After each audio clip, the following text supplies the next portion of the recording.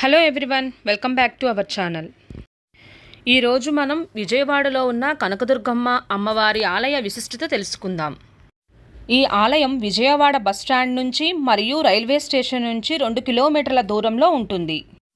కొండ దిగువ భాగాన ఎంట్రన్స్లో ఈ విధంగా మునులు తపస్సు చేసిన గుహలు ఉంటాయి. ఈ ఆలయం విజయవాడలోని కృష్ణానది ఒడ్డున ఉంది. 8వ శతాబ్దంలో ఈ ఆలయాన్ని చాళుక్యులు నిర్మించారు. ఇప్పుడు కనిపిస్తున్న ఈ మార్గం గుండా మెట్లు ఎక్కి ఈ 7 అంతస్తుల భవనం పైకి వెళ్ళి అమ్మవారిని దర్శించుకోవాలి. నడవలేని వారికి, వయోవృద్ధులకు, వికలాంగులకు లిఫ్ట్ సౌకర్యం కూడా కలదు. ఇప్పుడు మనం చూస్తున్న ఈ కౌంటర్ల దగ్గర దర్శనం టికెట్లు తీసుకొని ముందుకు సాగాలి. రాక్షసుల బాధ భరించలేక ఇంద్రకీలుడనే మహర్షి దుర్గాదేవిని గురించి తపస్సు చేసి అమ్మవారిని తన పైన నివాసముండి రాక్షసులను సంహరించమని ప్రార్థించగా ఆ తల్లి అక్కడ ఇంద్రకీలాద్రిపై కొలువు తీరింది. మొక్కుకున్నవారు ఈ మెట్లకు పూజ చేసుకుంటూ పైకి వెళ్తారు. ఓన్ వెహికల్స్లో వచ్చేవారు కొండపైకి ఈ మార్గం ద్వారా పైకి వెళ్తారు. విజయవాడ బస్టాండ్లో ప్రతి అరగంటకు ఒకసారి దేవస్థానం వారి ఫ్రీ బస్సులు సదుపాయం కలదు. ఈ ఎంట్రన్స్ దగ్గరే కామధేను అమ్మవారి ఆలయం ఉంటుంది. ఈ అమ్మవారిని దర్శనం చేసుకొని పైకి వెళ్ళవచ్చు. ఈ ఆలయం రాష్ట్రంలోనే 2వ అతిపెద్ద దేవాలయం. ఈ దుర్గాదేవి అమ్మవారికి ప్రతి సంవత్సరము దసరా నవరాత్రి ఉత్సవాలు జరుగుతాయి. ఈ దసరా ఉత్సవాలలో ప్రతి దినము ఒక అవతారంతో దర్శనం ఇస్తారు. ఈ 9 దినములు 9 అవతారాలతో దర్శనము ఇస్తారు. 2025వ సంవత్సరం నుండి విజయవాడ ఉత్సవ పేరిట దసరా ఉత్సవాలు చాలా ఘనంగా జరిగాయి. ఈ దసరా 9 రోజులలో మొదటి రోజు స్వర్ణ కవచాలంకార దుర్గాదేవి, 2వ రోజు బాలా త్రిపుర సుందరీదేవి, 3వ రోజు గాయత్రీదేవి, 4వ రోజు అన్నపూర్ణాదేవి, 5వ రోజు లలితా త్రిపుర సుందరీదేవి, 6వ రోజు సరస్వతీదేవి, 7వ రోజు దుర్గాదేవి, 8వ రోజు మహాలక్ష్మీదేవి, 9వ రోజు మహిషాసురమర్దిని, 10వ రోజు రాజరాజేశ్వరీదేవి. ఈ అలంకారాలలో అమ్మవారు దర్శనమిస్తారు. ఈ 5వ రోజున జరిగే సరస్వతి అమ్మవారి అలంకరణ అమ్మవారి జన్మ నక్షత్రం అనగా మూలా నక్షత్రంగా భావిస్తారు. ఈ రోజునే వేలాది మంది భక్తులు, విద్యార్థులు దర్శనం చేసుకుంటారు. ఇక్కడ మన ఓన్ వెహికల్స్లో వచ్చిన వారు వెహికల్ పార్క్ చేసుకుని వెళ్ళాలి. ఈ కౌంటర్స్ వద్ద ఉచితంగా పాదరక్షలు, మొబైల్స్, లగేజ్ని డిపాజిట్ చేసి దర్శనం కోసం ముందుకు వెళ్ళాలి. విఐపీలు ఈ మార్గం గుండానే కొండ మీదకి వస్తారు. కొండ మీద సాయంత్రం వేళలో చాలా ఆహ్లాదకరంగా ఉంటుంది. కొండ మీద ఈ విధంగా నిరంతరం అమ్మవారి నామజపం జరుగుతూ ఉంటుంది. అర్జునుడు ఈ కొండపై తపస్సు చేసి పాశుపతాస్త్రం పొందాడు. కార్తీక మాసంలో ఇక్కడే దీపోత్సవం నిర్వహిస్తారు. భక్తులు ఆ దీపోత్సవంలో పాల్గొని దీపాలను వెలిగించవచ్చు.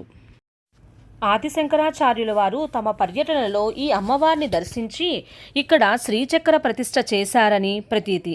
ప్రతి సంవత్సరం కొన్ని లక్షల మంది ఈ దేవాలయానికి వచ్చి దర్శనం చేసుకుంటారు.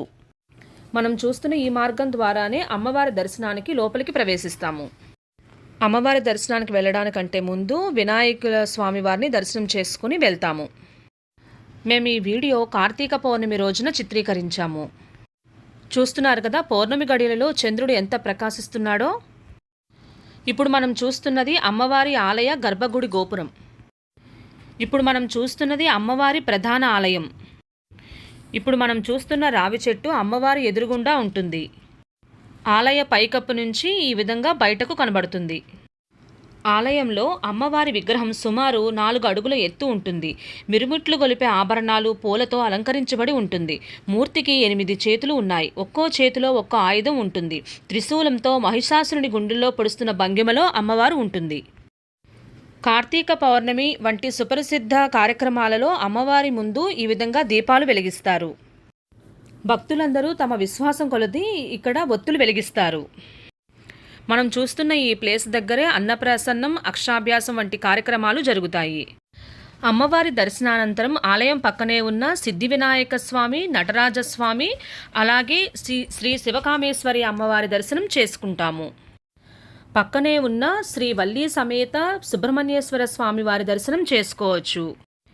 ఈ పక్కనే ఉన్న నాగదేవత అమ్మవారి ప్రాంగణంలో పిల్లలకు చెవి మరియు ముక్కులు కుట్టిస్తారు. ఇక్కడే నాగదేవత యొక్క పెద్ద పుట్ట కూడా ఉంటుంది. ఇక్కడ ఉన్న దేవతామూర్తుల దర్శనానంతరం శ్రీ దుర్గా మల్లేశ్వర స్వామి దర్శనం కోసం వెళ్దాం. స్వామిని దర్శనం చేసుకోవడానికి వెళ్ళే ఈ మార్గంలోనే తాబేళ్లు ఈ విధంగా కనిపిస్తాయి. ఇంద్రకీలాద్రి కొండ మీద నుంచి చూస్తుంటే విజయవాడ నగర వ్యూ ఈ విధంగా కనిపిస్తుంది. కృతయుగానికి పూర్వం కీలుడు అనే యక్షుడు అమ్మవారిని గురించి తపస్సు చేసి ప్రత్యక్షం చేసుకుని ఆమెను తన హృదయస్థానంలో నిలిచి ఉండమని కోరాడు. అమ్మవారు కీలుని పర్వతంగా నిలబడమని, కృతయుగంలో రాక్షస సంహారం చేసిన తర్వాత తాను ఆ పర్వతం మీద నిలిచి ఉంటానని మాట ఇచ్చింది.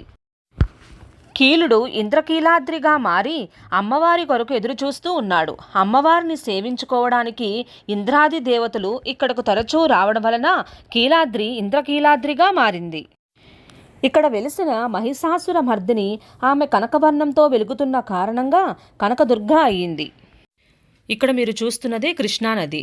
భక్తులు ఇక్కడ స్నానం ఆచరించి అమ్మవారిని దర్శనం చేసుకోవడానికి వస్తారు. ఇప్పుడు మనం చూస్తున్నదే దుర్గా మల్లేశ్వర స్వామి ఆలయం. బ్రహ్మదేవుడు ఇంద్రకీలాద్రిపై 100 అశ్వమేధ యాగాలు చేసి శివుణ్ణి ప్రసన్నం చేసుకున్నారు. బ్రహ్మదేవుడు శివుణ్ణి మల్లికా పూలతో అంటే జాస్మిన్ పూలతో పూజించడం వల్ల శివుడు మల్లికేశుడు అనే పేరుతో ఇక్కడ వెలిశారు. ద్వాపర యుగంలో పాండవులలో ఒకరైన అర్జునుడు పాశుపతాస్త్రం కోసం ఇంద్రకీలాద్రి పర్వతంపై శివుడి కోసం తీవ్రంగా తపస్సు చేశారు. శివుడు కిరాతుడి రూపంలో అర్జునుడితో యుద్ధం చేసి అతని ధైర్యాన్ని పరీక్షించారు. అర్జునుడి భక్తికి ధైర్యానికి మెచ్చిన శివుడు పాశుపతాస్త్రాన్ని ప్రసాదించారు. అర్జునుడు శివుణ్ణి ప్రసన్నం చేసుకుని విజయం సాధించినందుకు ఈ ప్రాంతానికి విజయవాడ అనే పేరు వచ్చిందని చెబుతారు. కార్తీక పౌర్ణమి, దసరా వంటి ప్రముఖ పర్వదినాలలో అమ్మవారికి ప్రత్యేక పూజలు నిర్వహిస్తారు. మరియు అమ్మవారు కృష్ణానదిలో హంసవాహనంపై జలవిహారం చేస్తారు. మొక్కుకున్నవారు ఇక్కడ అమ్మవారికి తులాభారం చెల్లిస్తారు. ఇక్కడ అమ్మవారి ఆలయ ఎదురుగా సాంస్కృతిక కార్యక్రమాలను నిర్వహిస్తారు. అమ్మవారు స్వయంభూగా వెలిసినప్పటి నుంచి విజయవాడలో ఈ ఆలయ చుట్టుపక్కల అమ్మవారు నడయాడుతున్నట్లు ఎన్నో నిదర్శనాలు ఉన్నాయి. అమ్మవారి మహిమలకు కొదవే లేదు. అమ్మవారికి ఆషాఢ మాసంలో శాకాంబరి ఉత్సవాలు నిర్వహిస్తారు. ఈ ఉత్సవాలలో అమ్మవారిని కూరగాయలు, ఆకుకూరలు, పండ్లు, పువ్వులు వంటి వాటితో శాకాంబరీదేవిగా అలంకరిస్తారు. అమ్మవారికి ప్రముఖ పండగ దినాలలో పల్లకి సేవ, సహస్ర దీపాలంకరణ వంటి కార్యక్రమాలను నిర్వహిస్తారు. అమ్మవారిని శ్రీ దుర్గా మల్లేశ్వర స్వామి వారిని దర్శనం చేసుకున్న తర్వాత ఈ మెట్ల మార్గం గుండా కిందకి దిగుతాము. ఇక్కడ కనిపిస్తున్న ఈ ప్రసాదాల కౌంటర్ల దగ్గర మనం అమ్మవారి ప్రసాదం తీసుకోవచ్చు. ఈ కాంప్లెక్స్లోని 3వ అంతస్తులో నిత్యము అమ్మవారి అన్నప్రసాద వితరణ కార్యక్రమం జరుగుతుంది. భక్తుల తాకిడి ఎక్కువగా ఉన్న రోజులలో అన్నప్రసాద కార్యక్రమము ఈ కాంప్లెక్స్కి ఎదురుగా ఈ విధంగా జరుగుతుంది. విన్నారు కదా ఫ్రెండ్స్ ఆలయ విశిష్టత గురించి. అమ్మవారి మహిమలు వర్ణించడం అంత తేలిక కాదు. ఈ సంవత్సరం నుంచి దసరా ఉత్సవాలు విజయవాడలో భారీగా జరుగుతున్నాయి. అవకాశం ఉన్నవారు నవరాత్రుల్లో ఒక్కరోజైనా అమ్మవారిని దర్శనం చేసుకోవడానికి ప్రయత్నించండి. మిగతా రోజులలో వీలైనన్ని సార్లు అమ్మవారిని దర్శనం చేసుకోండి. ఓం శ్రీ కనకదుర్గాయే నమః.